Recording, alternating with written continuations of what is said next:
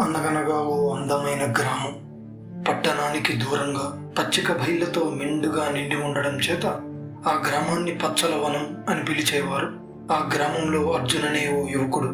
అతనెప్పుడు మౌనంగా, ప్రపంచానికి దూరంగా, చిన్న చిన్న విషయాలకి భయపడుతూ ఉండేవాడు.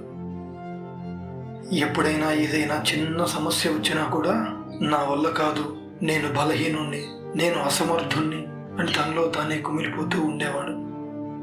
అర్జున్ ప్రవర్తనను గమనించిన వాళ్ళ తల్లిదండ్రులు చాలా బాధపడుతూ ఎలాగైనా సరే అర్జున్ని దారిలో పెట్టాలని భావించి వాళ్ళ నాన్నగారు ఒకరోజు సాయంత్రం అర్జున్ని వెంట పెట్టుకుని చెరువు గట్టి పొలానికి తీసుకువెళ్ళి పొలం చుట్టూ తిరిగి ఎన్ని చదరపు అడుగులుందో లెక్కించరమ్మని చెప్పి వెళ్ళిపోతారు. వాళ్ళ నాన్నగారి మాటను కాదనలేక ఏం చేయాలో తెలియక మెల్లిగా పొలం గట్లపై నడుస్తూ ముందుకు వెళ్తున్న అర్జున్కి నేల మీద అతని నీడ చాలా పొడవుగా పడుండటం గమనించి కాస్తంత భయానికి లోనవుతాడు. వెంటనే ఆ నీడ అర్జున్తో మాట్లాడుతూ, ఎందుకు భయపడుతున్నావు? నేను కేవలం నీ ప్రతిబింబాన్ని మాత్రమే. కాకపోతే సూర్యుడు అస్తమించేటప్పుడు నేను నీకన్నా చాలా పెద్దగా కనిపిస్తాను, అంతే. అయినా ఈ మాత్రం దానికే భయపడితే ఎలా అర్జున్ అని నీడ అడగగా అర్జున్ ఒక్క క్షణం ఆశ్చర్యంలో మునిగిపోయి నీడని ఇలా అడిగాడు, నన్నేం చేయమంటావు? భయాన్ని జయించాలని ఎన్నోసార్లు ప్రయత్నించాను, కానీ ప్రతిసారి భయమే గెలుస్తోంది, నేను విఫలమవుతూనే ఉన్నాను అని అన్నాడు అర్జున్. అప్పుడు నీడ మెల్లిగా ఇలా చెప్పింది, భయం కూడా నాలాంటిదే అర్జున్. నువ్వు దాని నుండి పారిపోవాలని ప్రయత్నిస్తే అది మరింత పెద్దదే కనిపిస్తుంది. అదే నువ్వు దాన్ని ఎదుర్కొనేందుకు సాహసిస్తే అది చిన్నబడి నీ వెనక నడుస్తుంది. ఒక్కసారి ఆలోచించి చూడు అర్జున్, నా మాటలు నిజం కాదంటావా అని అంది నీడ. ఆ క్షణం నీడ చెప్పిన ఆ మాటలు ఏదో తెలియని ధైర్యాన్ని నింపినట్లు అనిపించాయి అర్జున్కి.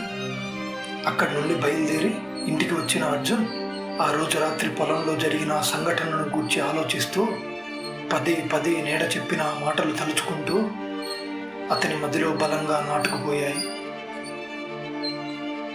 మరుసటి రోజు ఉదయం నుండి అర్జున్ ఒక నిర్ణయం తీసుకున్నాడు. ఎలాంటి సమస్యలు ఎదురైనా ఇక నుండి భయపడకూడదు, వెనకడుగు వేయరాదు అని. అలా నిర్ణయం తీసుకున్న తరువాత అర్జున్ అనేక సార్లు విఫలమయ్యాడు. కొన్నిసార్లు అయితే భయంతో అతని కాళ్ళు చేతులు కూడా వణికిపోయేవి. కానీ అతను మాత్రం పట్టు వదలలేదు, పడిన దగ్గరే ఆగిపోలేదు. మళ్ళీ తిరిగి ప్రయత్నించాడు. గెలుపు కోసం కాదు, అతని ఆత్మస్థైర్యాన్ని నిలుపుకోవడం కోసం. నెమ్మదిగా అతని వైఫల్యాలు పాఠాలుగా మారాయి. ఆ పాఠాలు అతనికి బలాన్ని చేకూర్చాయి. ఆ బలం క్రమంగా ఆత్మవిశ్వాసంగా రూపుదిద్దుకున్నది. రోజులు గడుస్తున్నాయి. అర్జున్ తన ప్రయత్నాన్ని విస్మరించలేదు. అలా కొన్ని ఏళ్ళు గడిచిపోయిన తరువాత ఒకప్పుడు తన నీడకే భయపడిన ఆ యువకుడు వందలాది మంది ముందు ధైర్యంగా నిలబడి సడలని సంకల్పంతో ఓ నాయకుడిగా మారాడు. ఆ క్షణం అర్జున్కి అర్థమైంది, ధైర్యం అంటే భయం లేకపోవడం కాదు, భయం ఎదురుగా ఉన్నా వెనకడుగు వేయకపోవడమే నిజమైన ధైర్యం అని. ఏ మిత్రమా, అసలు ఇంతకీ ఈ అర్జున్ ఎవరు అని ఆలోచిస్తున్నావా?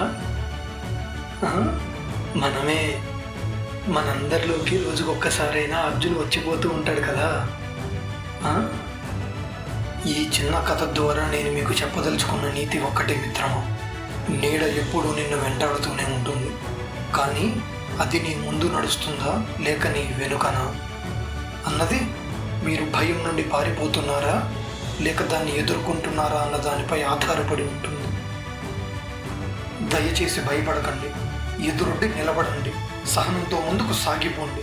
మిత్రమా, ఈరోజు నువ్వు ఒక్కడవే కావచ్చు, కానీ రేపు ఈ విశ్వమే నీకు కవచం అవుతుంది. ఇక బయలుదేరు. విశ్వ విజేత అయ్యేందుకు నీ ప్రయత్నాన్ని ముమ్మరం చేయి.